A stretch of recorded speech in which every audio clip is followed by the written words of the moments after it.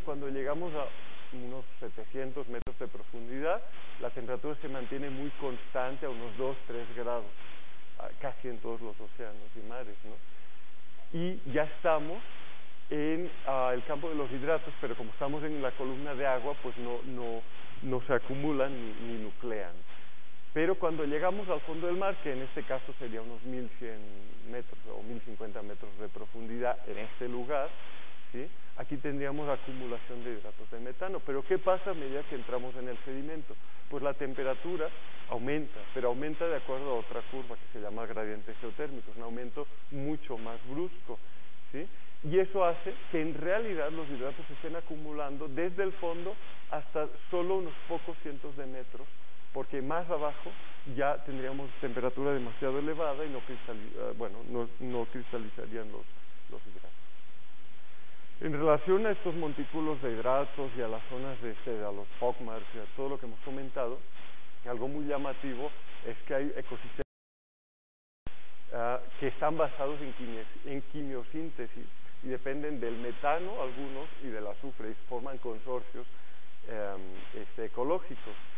Estos se caracterizan, son muy parecidos a los que se encuentran en las ventilas hidrotermales de las dorsales oceánicas. Hay tapices bacterianos de organismos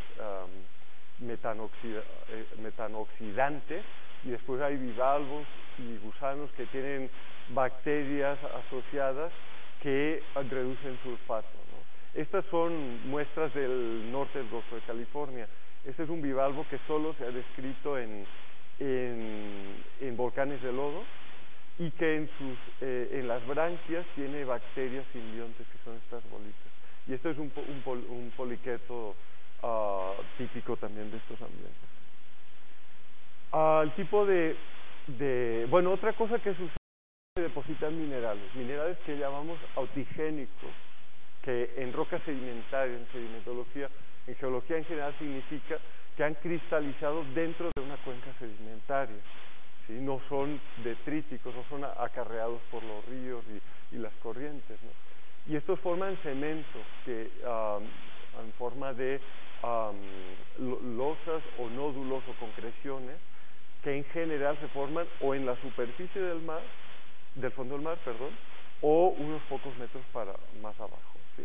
Entonces, al formar estos fondos más rocosos, más duros, pues a veces tenemos corales que lo colonizan, pero corales de los que se llaman fríos, que no dependen de la fotosíntesis, y es un sustento para la fauna que se llama bentónica. Y aquí vemos estas, son rocas carbonatadas, tipo mudstone, micritas de grano muy muy fino, y estas rocas con fragmentos de asfalto y fragmentos de bivalvos incluidos. Todo esto es del Golfo de México. Esta muestra de acá viene del cono del Mississippi, frente a Luisiana, y esta viene de Campeche. Si lo vemos en más detalle y qué minerales lo componen, pues básicamente tenemos carbonatos, predominando la calcita magnesiana, la dolomita y la aragonita o aragonito. La presencia de dolomita o de algo que se llama protodolomita es algo, digamos, que no es un poco insólito, porque el agua de mar en general está sobresaturada en dolomita, pero a pesar de ello la dolomita no precipita del agua de mar porque el ion sulfato, que es muy común, es muy abundante, inhibe la precipitación, forma un complejo soluble con el magnesio. Pero en estas zonas lo que tenemos es el ascenso de fluidos que no contienen sulfato, porque como contienen hidrocarburos, son fluidos muy reductores y el sulfato no está presente, más bien tenemos sulfuro que puede precipitar en forma de pirita, ¿sí? Y además tenemos organismos quimiosintéticos que hemos dicho que reducen el sulfato a sulfuro, ¿no? Entonces, como tenemos un ambiente parecido al agua de mar, es decir, con una cantidad de magnesio alta, pero muy pobre en sulfato, puede llegar a predominar la dolomita. Esto, por ejemplo, que es del norte del Golfo de California, es todo dolomita. Y es un nódulo que se forma de unos decímetros dentro del lodo. En cambio, esto de acá, que es un coral litificado, todo lo que hay en medio es aragonito, que es el carbonato de calcio, que de forma espontánea a partir del agua de mar, salvo que haya un poco sulfato y empiece a precipitar dolomita. Claro, el coral está en el fondo del mar, no dentro del sedimento, entonces es un ambiente abierto al sulfato. Estos carbonatos tienen, bueno, una composición variable. Por ejemplo, estos valores de acá, que son ricos en magnesio, son protodolomitas o dolomitas ricas en calcio.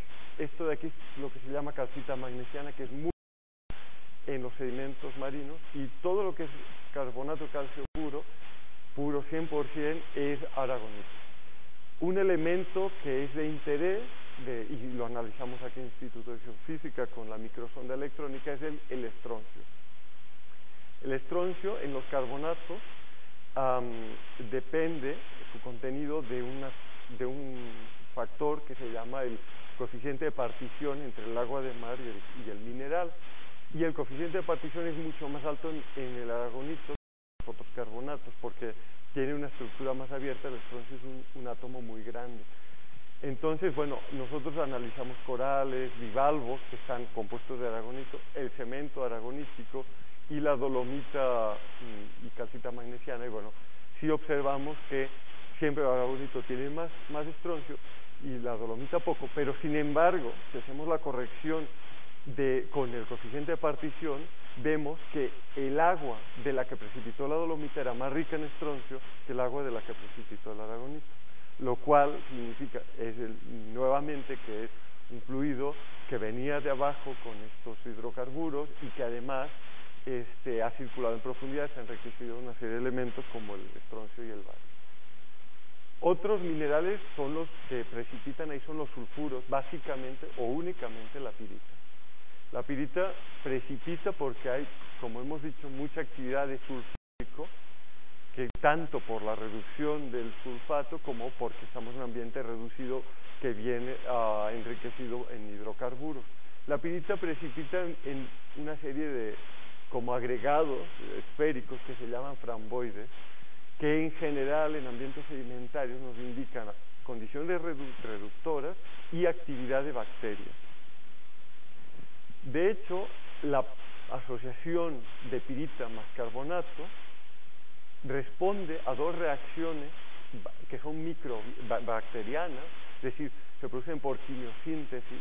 Antes he comentado que había ecosistemas quimiosintéticos, que una es la oxidación anaeróbica del metano y la otra es la reducción del sulfato marino. Y de forma acoplada y resumida sería esta reacción, es decir, tenemos el metano, el sulfato, ¿sí? Y producimos bicarbonato y sulfídrico. El sulfídrico reacciona con el hierro de los minerales del lodo, detríticos, y forma pirita.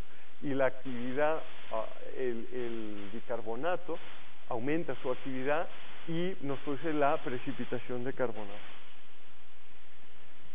Algo que también analizamos aquí, en el Instituto de Geología, son los isótopos estables en los minerales que se están formando acá. Y bueno, algo muy característico y que es para nosotros una evidencia directa de que aquí ha habido oxidación de metano y que estamos por lo tanto en un ambiente de cold seep, es que el isótopo pesado pero estable del carbono, que es el carbono 13, está muy empobrecido. Tenemos valores de hasta -50 en algunos casos.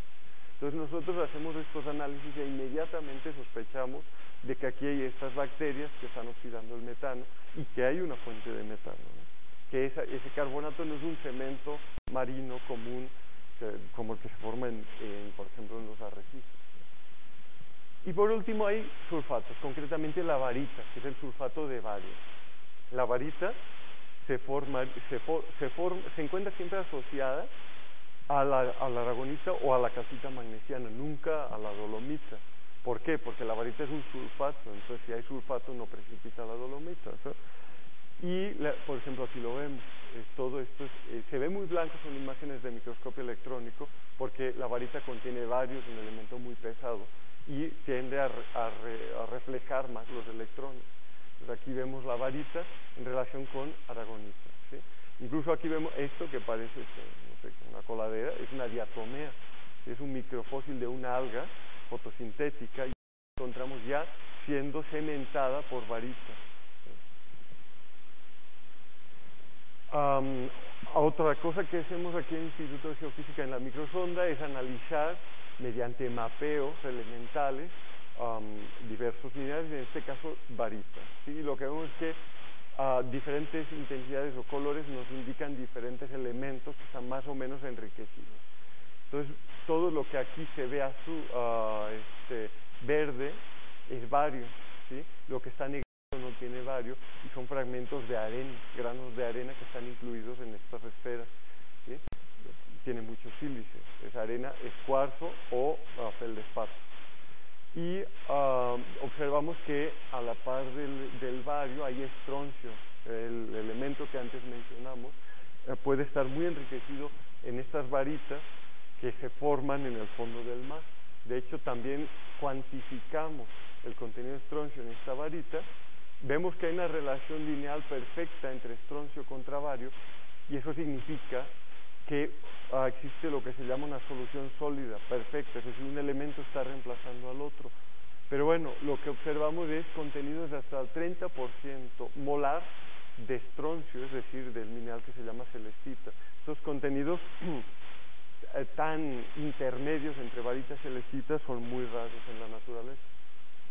Y bueno, ¿por qué precipita la varita? Bueno, pues si estamos hablando de que hay unos fluidos que vienen de la cuenca sedimentaria que son muy reductores porque son ricos en hidrocarburos y en materia orgánica, son carentes por lo tanto de sulfato, pueden transportar el bario, y cuando estos fluidos interaccionan con el agua de mar que tiene sulfato, precipita la varita. Algo que también analizamos es la composición isotópica del azufre de la varita, ¿sí? Es decir, cuánto hay del azufre 30 en la varita, y lo comparamos con el agua de mar. Es decir, este histograma de acá es agua de mar y agua de poro, y esto es la varita. Hay una diferencia muy grande, y esto es porque parte del sulfato marino está siendo reducido a sulfuro por bacterias, y eso nos hace que el agua de mar sea un poco más pobre en azufre 34 que el agua de poro, y mucho más pobre que la varita.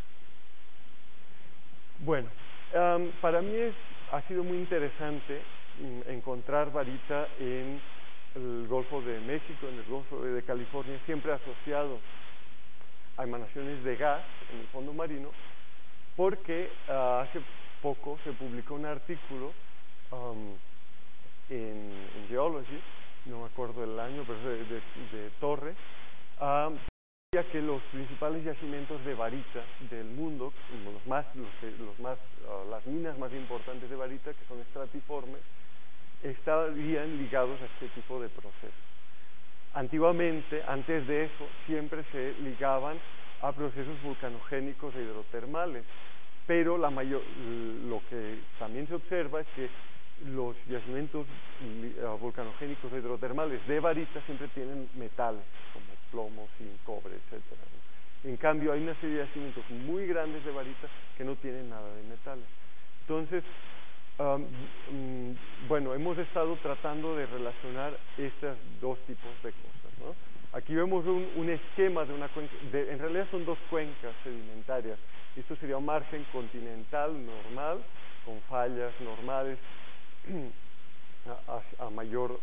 hacia más nos acercamos a la cuenca, y tenemos el burbujeo, el ascenso de fluidos ricos en bario y en metano, y la precipitación de varita cerca de, en los sedimentos.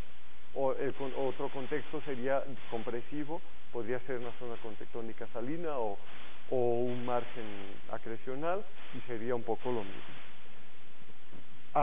En México existen yacimientos muy grandes de varita sedimentaria. You are currently the only participant in the conference. Están en rocas del Carbonífero, es decir, muy antiguas, ¿sí? Y bueno, tenemos un estudio preliminar de estas rocas, y tenemos muchos metros, estamos hablando de 30 a 40 metros de varita de grano muy fino. muchas estructuras sedimentarias como brechas sedimentarias, incluso hay conductos como chimeneas, muchos fósiles, arenas cementadas, ¿sí? Todo esto lo hemos estado viendo al microscopio, por ejemplo, estos fósiles que están reemplazando estos cristales que tienen la forma de lo que se conoce como rosas del desierto, ¿sí? Y, por ejemplo, algo, no sé si lo he puesto, bueno, hay cuarzo, las puse solo porque están muy bonitas para mí, es calcedonia, es cuarzo calcedonia, pero también hay mucha pirita tipo framboidal, como la que habíamos visto, y dolomita muy empobrecida en carbono 13, es decir, y no hay nada de metal, salvo la pirita, el hierro, la pirita. Entonces bueno, estamos trabajando varias personas y con la idea de que realmente lo que generó estos yacimientos, pero ya en el carbonífero, tendría que ser algo relativamente parecido a lo que se ha observado en otras. En cuanto a los actuales, bueno, como les comenté antes, se han estudiado muestras en el Golfo de México, principalmente, que son muestras que derivaron de un crucero donde se descubrieron los volcanes de asfalto por acá. Ese tipo de fenómenos en el Golfo de México estaban perfectamente conocidos ya y se relacionan directamente con lo que sabemos que hay en el Golfo de México, que son yacimientos de petróleo, ¿sí? Y diapiros de sal. Hay muchos, tanto acá como en Campeche como en el Mississippi, hay muchas zonas con pequeños montes submarinos que son diapiros de sal, es decir, son montañas de sal del fondo marino, y en los flancos y alrededor de esas montañas de sal es que están también los depósitos de carbonatos y barita, etcétera, ¿no? Y todo lo que he descrito hasta ahora. Sin embargo, además, nosotros realizamos un estudio del norte del Golfo de California. El origen, el interés principal de este estudio, que ya se está haciendo, ya lleva unos cuantos años, es buscar sistemas hidrotermales de ventila, porque en el Golfo de California es donde se descubrieron, concretamente en Guaymas, acá, ¿sí? Y es una zona tectónicamente muy activa, con muchas fallas, que además tiene una serie de cuencas de las cuales varias han llegado a desarrollar corteza oceánica, y aquí podía o puede ser un ejemplo de eso, pero a profundidades muy someras. Estamos hablando de a lo mucho 220 metros de profundidad, ¿no? Entonces, esta zona se está estudiando por su potencial como recurso geotérmico. En el primer crucero que hicimos aquí, sin embargo, lo que aparecieron fueron casi 300 columnas de gas, ¿sí? Casi de las cuales el 80% están sobre esta falla. Bueno, el trazado de la falla, que es la falla de Wagner, que no es otra falla que una de las que acaban convergiendo con la que después es la de Cerro Prieto y la de San Andrés, ¿sí? Y que es una falla activa, que está controlando la subsidencia de las cuencas, está controlando la sedimentación, ¿sí? Y además está controlando la emisión de gas. Entonces, bueno, de entrada vimos estas columnas de gas, pero la pregunta es, ¿estamos viendo algo muy caliente, hidrotermal? ¿Habrá metales? ¿Qué vamos a encontrar? Bueno, una de las cosas que se encontraron, aquí en este recuadro, que lo presento acá, y después de hacer muchos perfiles de ecosonda y acústicos, es depósitos sedimentarios que parecían flujos. Entonces aquí tenemos algo que, si no es un volcán de lodo, pues es un diapiro de lodo, un montículo de lodo, es decir, que en algún momento puede haber emitido flujos de lodo. Además, asociado a estos, cada triangulito es una chimenea de burbujas. Como algo que nos sorprendió mucho, es el hecho de que en 2005 encontramos casi 300 columnas de burbuja. En 2010 regresaron y encontraron como 10 o 12, casi todas acá. Es decir, probablemente, como estamos en un sistema controlado por las fallas, la actividad de estas columnas de burbujas esté muy influenciada por la sismicidad. Aquí hay bastante sismicidad. Son los sismos que se han detectado cerca de Mexicali, vienen de esta zona de falla. ¿Sí? Esta es la batimetría en detalle, bueno, tridimensional de la zona, y sí vemos que hay como una serie de irregularidades. Los puntos rojos son las columnas que estaban activas. Bueno, es la suma de las columnas activas en ambos años, y estas estrellas son corales que se encontraron, lo cual tiene también una serie de implicaciones. Estos perfiles nos dan un poco el aspecto de que sí hay algo que está, aparte que hay muchísimas fallas, un lodo o fluidos que están siendo extrusionados al fondo marino. Y estas son algunas de las columnas de burbujas que se observaron allá, ligadas siempre a estas zonas de blanqueo acústico que son las columnas, las chimeneas de gas.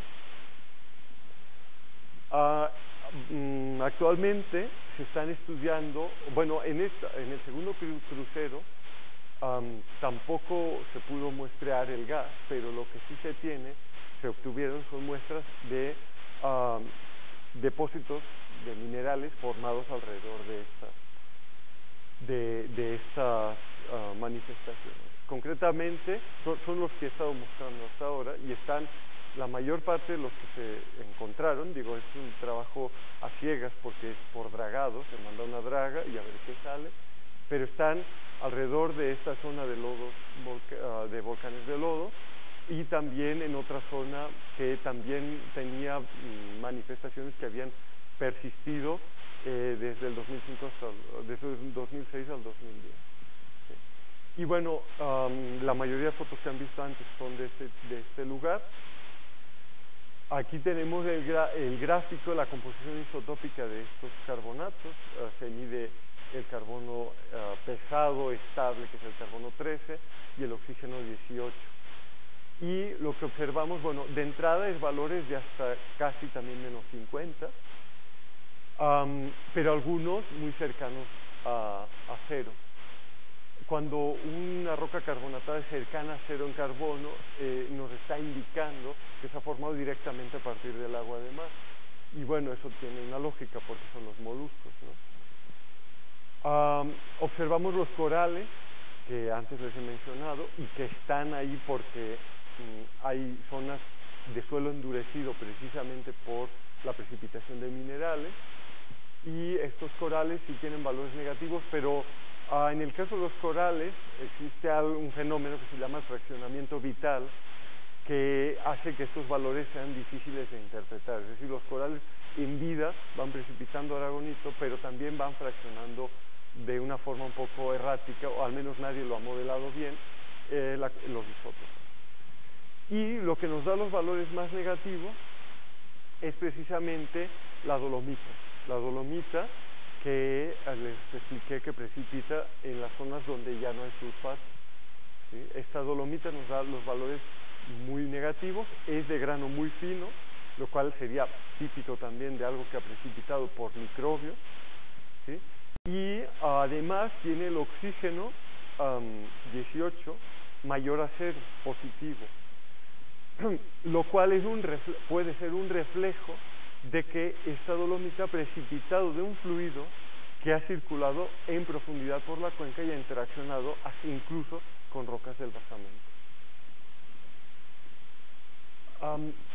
Algo que estamos haciendo también, que no se había hecho en el Golfo de México, pero aquí sí, y que para mí ha sido bastante esclarecedor, es el estudio de los isótopos de estroncio. Les he comentado que hay barita, que contiene estroncio, más carbonatos que contienen estroncio, que son los que hemos visto antes. Estos isótopos se miden por espectrometría de masas, también en el Instituto de Geofísica, Y bueno, en este gráfico que se pone la relación entre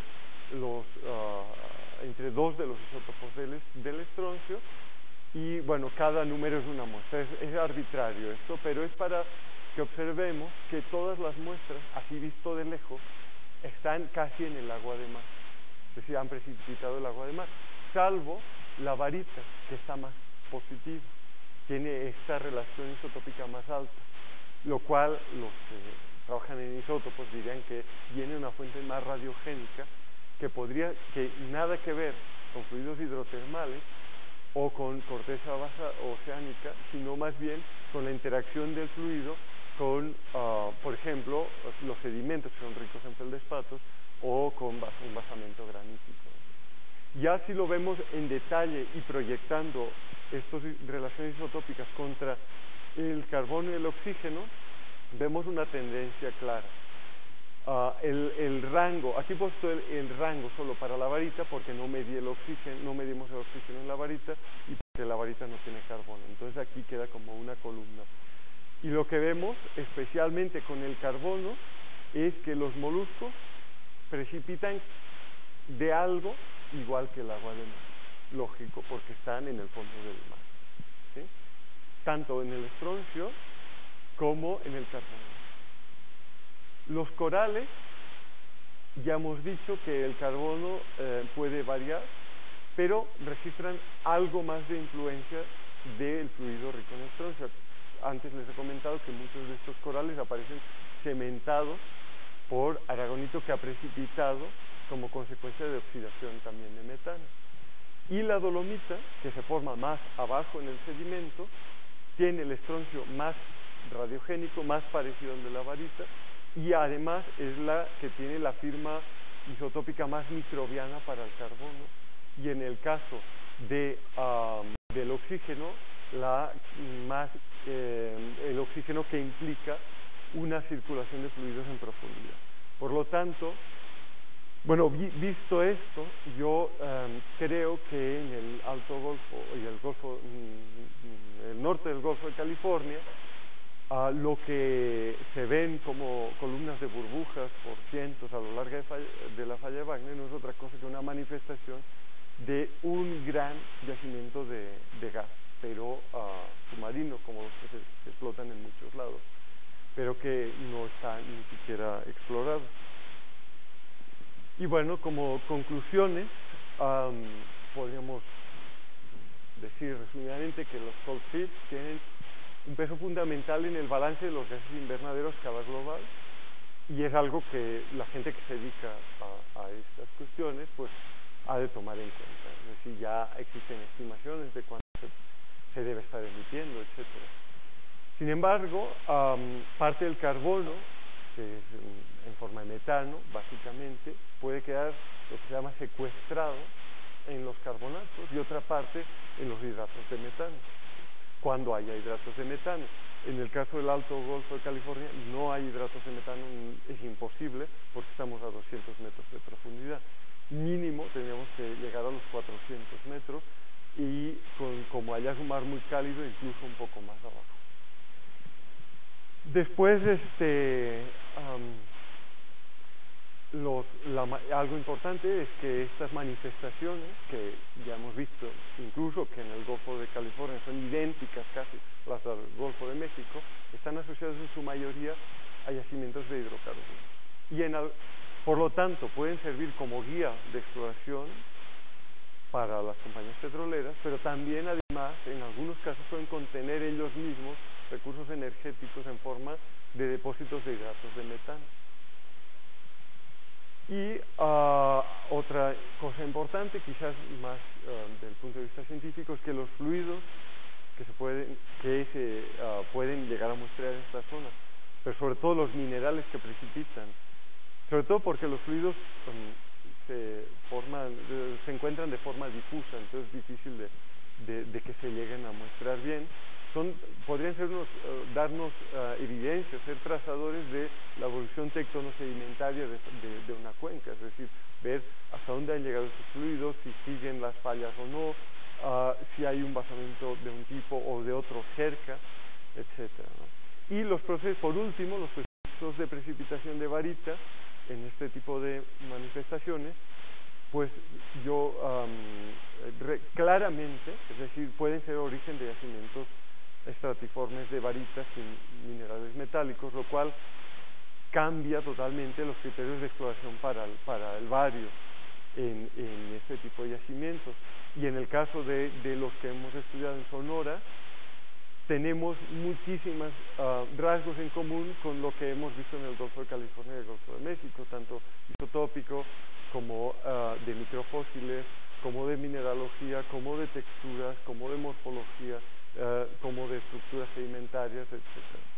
Pero tomar en cuenta este tipo de proceso por lo que llamamos actualismo, que es aplicar lo que vemos hoy en día para explicar el pasado geológico, pues puede aportar un criterio útil para la exploración. Y bueno, en principio, no sé si tienen preguntas. Bueno, pues muchas gracias. Tenemos tiempo para algunas preguntas. ¿Alguien quiere hacer alguna pregunta? ¿Segurísimo? ¿Nadie? Yo tengo una pregunta. Lo que pasa es que es como sustancial la diferencia entre las manifestaciones que vieron en la primera campaña y en la segunda, ¿no? Brutal. ¿Y tienen alguna explicación? Porque yo me imagino que todo hay un proceso de desgasificación, ¿no? Si deja de haber esas manifestaciones, el gas se tiene que estar yendo para otro lado, ¿no? O acumulando, yo qué sé. ¿Hay alguna manera, para empezar, ¿hay alguna explicación? Y dos, ¿alguna manera de detectar si hay migración o...? Bueno, yo estoy de acuerdo que realmente es sorprendente, es decir, en el segundo crucero se encontrara tan poquito. Lo poquito que se encontró está sobre la falla y en los lugares donde había más rasgos sedimentarios de que allí estaban sucediendo cosas, como los volcanes de lodo, etcétera, y donde están las rocas que nos han dado esta información. Los volcanes de lodo al menos son intermitentes, muchos de ellos, es decir, esto no ha de ser tan raro, y en este caso que están directamente sobre una falla que es activa, que ha registrado sismos entre la primera y la segunda campaña, registró un sismo importante que se captó en Mexicali, se sintió muy bien y el CICESE lo tiene bien registrado.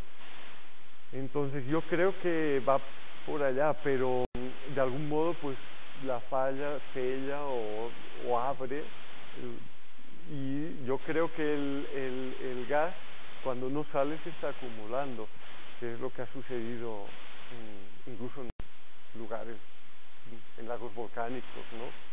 Que el gas se acumula en los sedimentos y sale de golpe, ¿no? y que ha causado hasta catástrofes humanas muy graves, ¿no? Entonces yo siento que más que estar migrando se está acumulando.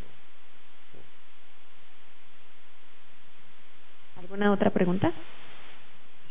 ¿No? Aquí.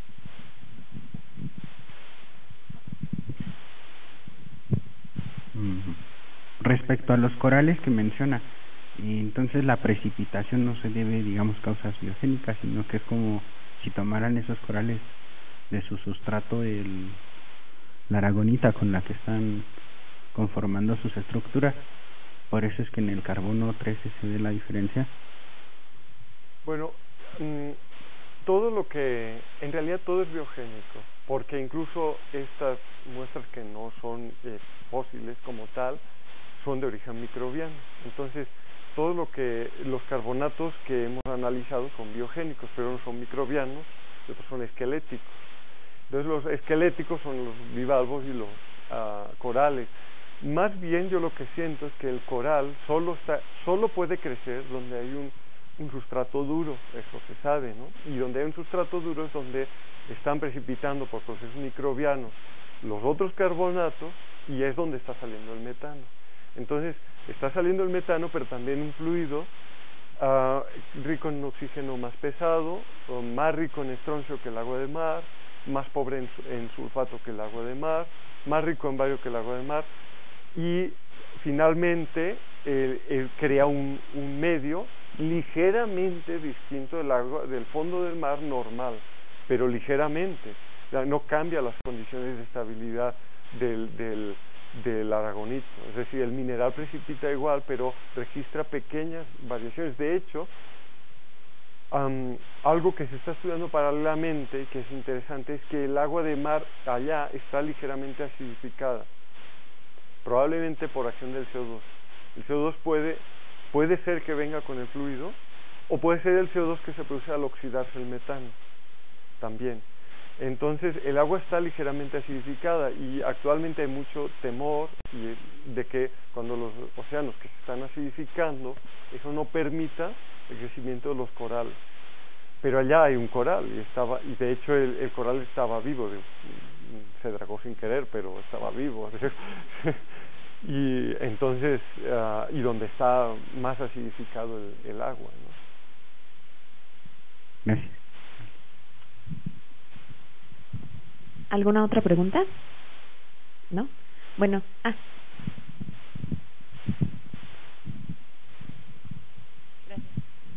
¿Sí sería factible extraer ese metano de alguna manera, aunque esté en zona sísmica? Es decir, no sería como muy peligroso. Bueno, o hidrocarburos que están ahí. Yo creo que técnicamente sí. No sé si económicamente convenga o no en la actualidad. De hecho, en los años 60 hubo exploración por parte de Pemex, se hicieron 2 pozos, pero ya no se supo nada más, o que tal vez buscaban otras cosas. ¿Sí? Pero actualmente el gas es un recurso muy buscado. Entonces, y hay en otros países sí se explotan yacimientos de estos en plataforma, ¿no? Sí es técnicamente posible, pero no sé si convenga, o incluso medioambientalmente, no lo sé. Es una zona que está muy cerca de una reserva de la biosfera, no sé.